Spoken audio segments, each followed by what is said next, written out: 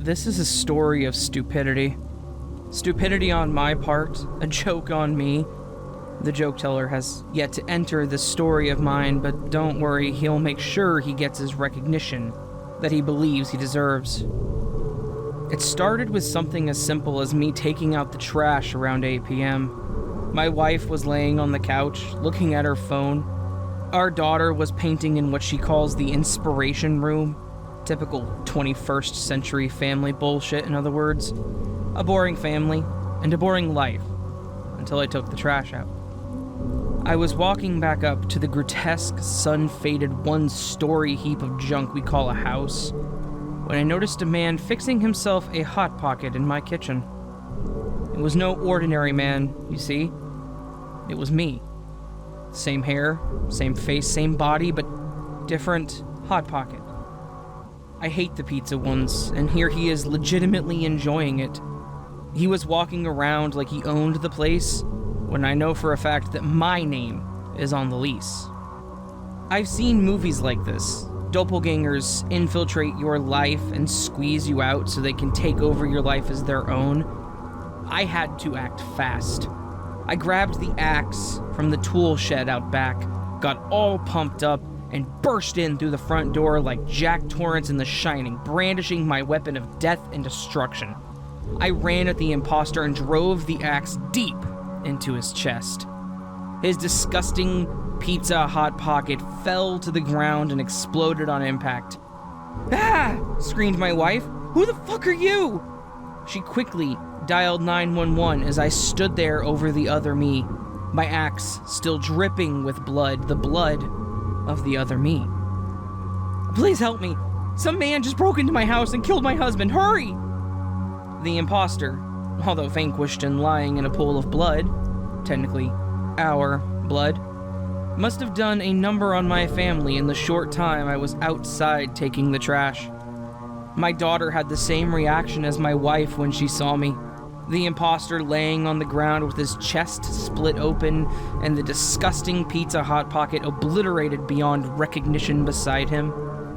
I'm a hero, damn it. And once I get out of this state mental hospital, I'll continue trying to convince my family that I am a hero. But this is what I get for taking out the trash.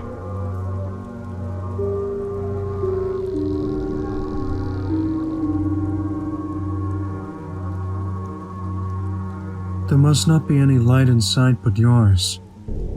The silence will be uncomfortable, but no harm will come to you. Not as long as you are there to comfort them. Place 2 logs for seats and set a fire in between.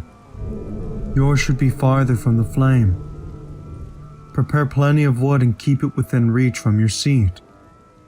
You are still strangers, so they will be considerate. To show your intention of spending time with them, stay silent for an hour. Someone will step out of the darkness and stop where the light can't reach. They may have misinterpreted what you're doing. They are still unsure. If you try speaking, they will turn back. You are still strangers, so they won't be understanding. But you will have lost their protection. You may politely decline their company by slowly shaking your head, or nod to offer them a seat. This way, as long as you are not speaking, they do not mind you being around. However, if you decide to nod, from that point on, speaking is prohibited, and you are not allowed to stand before they leave. After nodding back, they will take a seat. Once they do, you may notice some unusual aspects about them. A quick glance of acknowledgement would in fact be appreciated, but no more than that. For instance, you may notice them shiver as they raise their bruised, blue hands above the flame. Under their hood, their face will be discernible, covered by darkness similar to that of the 4 steps they came out of. But those details should be enough to sate your curiosity. Any more than that, and the glance would become a stare. So hang your head to avoid being rude. We're there to comfort them with your presence. Another hour in silence will seem long. Eventually, you will sneeze. You will cough. It will seem as they didn't notice. But that will not be the case. Raise your head. Look into the darkness of their hood and wait for their nod. Nod back to show your appreciation for their forgiveness. You are pardoned. Return your eyes to the flame. You should not look anywhere but at the flame. If it is too bright, you may close your eyes. But remain in that position. You are there to understand their pain. If the light dims, do not hesitate to fuel the flames. But do it slowly. Let them enjoy the moment as much as possible. They will nod. They will nod at the flying embers when more wood strikes the flames. And they will nod at the crackles as the same wood turns black. There is no need to keep track of time. Once 1 hour passes, they will stand up by themselves, no longer shivering as they rest their hands to their sides. They will be there to comfort you when you need it.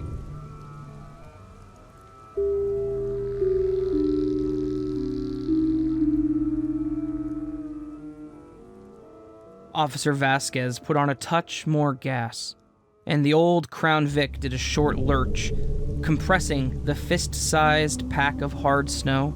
The left corner of his left eye pinched together in tandem with the narrow squeal of ice-on-ice crunch. The sound was brittle and parched. His right hand rotated inward with the one-piece key pinched between his sloppily gloved thumb and forefinger. The sputtering engine quieted. "What do you think? You want the light roast?" He looked over at Dan and handed over the dark roast. They both swung the door open and stepped out of the car on their own time, shutting the doors simultaneously. They crept toward the snowbank, coffees in hand. Lewis stopped 3 feet shy of the frozen, neatly kneeling, nude man observing the sunlight blanketing the powder-white clearing ahead, and bent over at the hip to jam his coffee into the slush, then stood erect and scissored his forefinger and middle finger into his breast pocket to pinch his notepad. "Look at him. I guess I'll just never understand it." Lewis made a quarter-circle perimeter around the body. The hands were glazed and affixed to the sky-facing thighs, under a stout layer of ice that entombed the person like a glove. The glinting, obsidian pupils affixed on the horizon.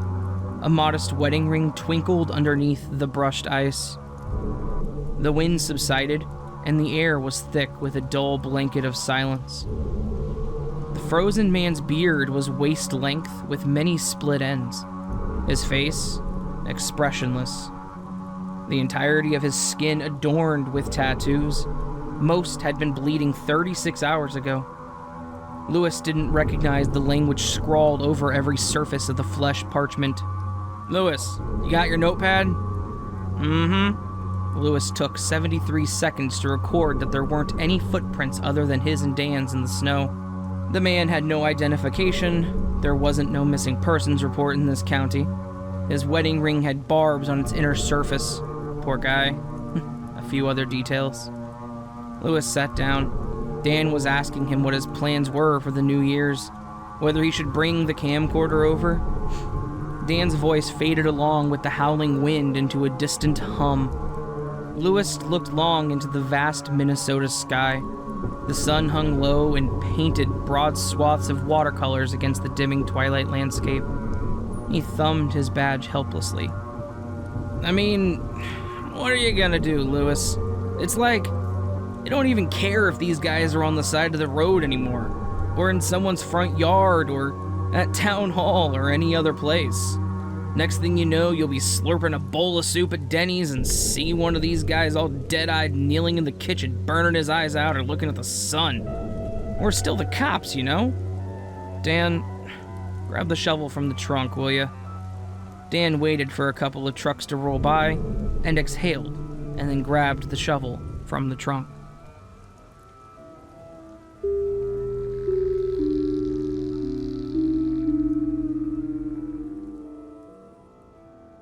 Honestly, it didn't take long. I remember a time when we all thought it was so far off, that nothing like this could happen in our fragile lifetimes. Looking back, it's almost laughable. I've been spending my last few days watching videos of how things were. I found a box of DVDs with permanent marker written on them. I have no idea who the people in the videos are, but they were filled with recordings of celebrations. Birthdays, Christmas, New Year's. There was even one in the pile labeled Family Reunion. It's a bit strange to see that someone out there still put videos on DVDs. It's such an old way of doing things. But, if nothing else, I'm grateful. It's been a pleasant escape from existence. Of course, the nostalgia has been putting some strange thoughts in my head. How did we end up where we are? How did I get forced into this situation? Sure, these thoughts are fruitless. But I've never been one for fruit, so I decided to entertain them. I feel like most people would say that we are empathetic, and that's what brought us here. At least that's what they would say. If they weren't mostly dead, and maybe they'd be right. It's not hard to get wrapped up in your own life, uncaring of how everyone else is living. Why should I care if my neighbor 2 doors down, the way had a bad day, and decided to drunkenly take it out on his wife? Not really my problem. Some would probably also push that it was caused by politics, the never-ending squabbling between opposite ends of the same spectrum, more like 2 sides of the same coin. But I don't think it would have made a difference. Sure, the people voted for their leaders. Others voted for who they wanted. Sitting here today, it doesn't really feel like the end of everything was partisan. Death isn't discriminate. It doesn't care who you voted for. It doesn't care what you considered wrong or right. Ironically, so are bombs, missiles, bullets. They all just kind of do their own thing. Now, if you were to ask me, I think it was ignorance. We did all we could to steer the country, the world in the right direction. We were charitable to some extent. There was even a brief moment when everything was set into motion, where we loved our fellow man. Again laughable. The sirens wailed. The skies lit up. The cities burned. And we wanted to help each other. But then it was too late. Everything had been set into motion. The steps chosen to start anew were already being followed. And with those 3 simple words, we would all meet our end. With those 3 simple words, we would get what we would deserve. Our penance for apathy, our fighting, the wars, the murder, everything our species had ever done. It was then that we were baptized by fire.